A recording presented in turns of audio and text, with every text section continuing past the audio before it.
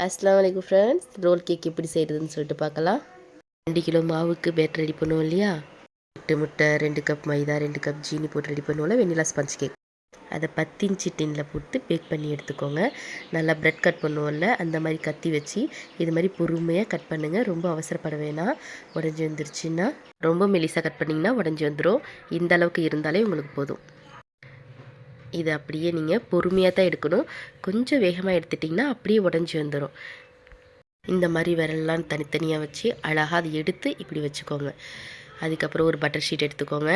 அதில் நீங்கள் இந்த மாதிரி நல்லா ரோல் பண்ணி எடுத்துக்கோங்க. கொஞ்சம் அழுத்தம் கொடுத்து நீங்கள் இது செஞ்சீங்கன்னா உங்களுக்கு சீக்கிரமாகவே இது உடையாமல் அழகாக ரோல் பண்ண வரும். இதில் என்னென்ன க்ரஷ் சேர்க்க போகிறேன்னா, பிளாக் கரண்ட், மேங்கோ, ஸ்ட்ராபெரி, இந்த 3 க்ரஷ். 4வதாக பட்டர்ஸ்காட்ச். அந்த பட்டர்ஸ்காட்ச் அவ்வளோக்கா டேஸ்ட் இருக்காதுன்னு சொல்லுவாங்க. அது எப்படி இருக்குதுன்னு பார்க்கலான்னு தான் நான் கொஞ்சமாக சேர்த்து பார்த்துருக்கேன். இதோட டேஸ்ட் எப்படி இருக்குதுன்னு லாஸ்ட்டாக சொல்கிறேன் உங்களுக்கு. ஃபஸ்ட்டு பிளாக் கரண்டை கொஞ்சம் கொஞ்சமாக சேர்த்துக்கோங்க. சேர்த்து 4 பக்கமும் அப்ளை பண்ணிக்கோங்க. நான் இதில் கொஞ்சம் கொஞ்சமாக வீட்டுக்கு செய்கிறதுனால ட்ரை பண்ணி பார்த்தேன். நல்லா வந்துச்சுங்கிறதுனால இது நான் 2 ரோல்லையே 4 ஃப்ளேவர் சேர்த்து ட்ரை பண்ணி பார்த்தேன்.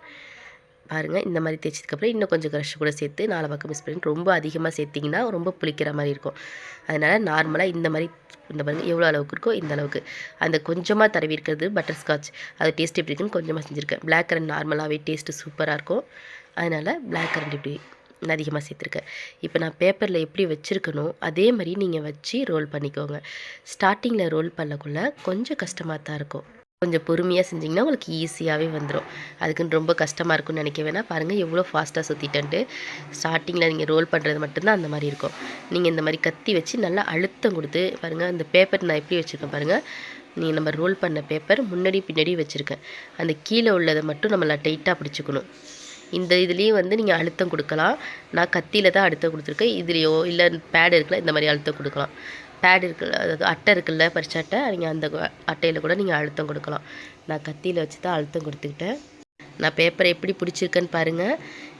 இப்படி பிடிச்சி நல்லா அழுத்தம் கொடுத்துட்டு டைட்டானதுக்கு அப்புறமா நீங்கள் இந்த மாதிரி ரோல் பண்ணி ஃப்ரீசரில் ஒரு 1/2 மணி நேரம் நீங்கள் வச்சு எடுத்துக்கோங்க. இது மாதிரி நான் 2 ரோல் செஞ்சுக்கிட்டேன். ஸ்ட்ராபெரி ஃப்ளேவர்லேயும் மேங்கோ ஃப்ளேவர்லேயும். இப்போ நான் 2வது செஞ்சேன். 2மே சூப்பர் டேஸ்ட்டாக இருந்துச்சு. பேப்பர் மட்டும் காமிக்கிறேன் பாருங்கள். பேப்பரில் அந்த பக்கம் அதிகமாகவும் இந்த லாஸ்ட்டு பக்கம் கொஞ்சம் கம்மியாகவும் வச்சு இந்த மாதிரி தான் அந்த பேப்பரில் நீங்கள் வச்சுருக்கணும். இந்த மாதிரி ரோல் பண்ணதுக்கப்புறம் 2 ரோல் கிடைக்கும். அந்த 2 ரோலையும் நீங்கள் ஃப்ரீசரில் வச்சு எடுத்துக்கோங்க. நீங்கள் இதை ஃப்ரிட்ஜில் கூட வைக்கலாம். ஆனால் இன்னும் சீக்கிரமாக செட் ஆகி கிடைக்குங்கிறதுனால நான் ஃப்ரீசர்னு உங்களுக்கு சொல்லியிருக்கேன். பாருங்கள் இவ்வளோ அழகாக ரோல் ஆகி கிடச்சிருக்குன்னு. ஒரு 1/2 மணி நேரம் கழித்து நான் உங்களுக்கு எடுத்து காமிக்கிறேன். பாருங்கள் எவ்வளோ அழகாக செட் ஆகி கிடச்சிருக்குன்னு. உங்களுக்கு இது பிரிஞ்சு வரவே வராது. இதோட டேஸ்ட்டு சொல்லப்போனால் அவ்வளோ சூப்பராக இருக்கும். இன்னொன்று அது நல்லா டைட்டாக ரோல் ஆகிருக்கிறதுனால உங்களுக்கு அது பிரிஞ்சு வரதுக்கு வாய்ப்பே இல்லை. இப்போ இதில் கத்தி நல்லா ஷார்ப்பான வீட்டில் உள்ள கத்தி எடுத்துக்கோங்க. இந்த மாதிரி சொரப்பாக இருந்துச்சுன்னா உங்களுக்கு வெட்டக்குள்ளே கொஞ்சம் பிசுறு தட்டுற மாதிரி இருக்கும். அதனால் வீட்டில் இருக்கிற கத்தியை நல்லா வாஷ் பண்ணிக்கோங்க. வெங்காயம்லாம் கட் பண்ணுறோம் இல்லையா, அதனால் வாஷ் பண்ணிவிட்டு நீங்கள் இந்த மாதிரி கட் பண்ணி பாருங்கள் எவ்வளோ அழகாக நீட்டாக கிடச்சிருக்குன்னு. இது அழகாக நீட்டாக பீஸ் போட்டாச்சு. இப்போ இதில் பாருங்கள் பட்டர்ஸ்காட்ச் சேர்த்துல அந்த க்ரஷ் சேர்த்தது தான் இது பிளாக் கரண்ட்டு.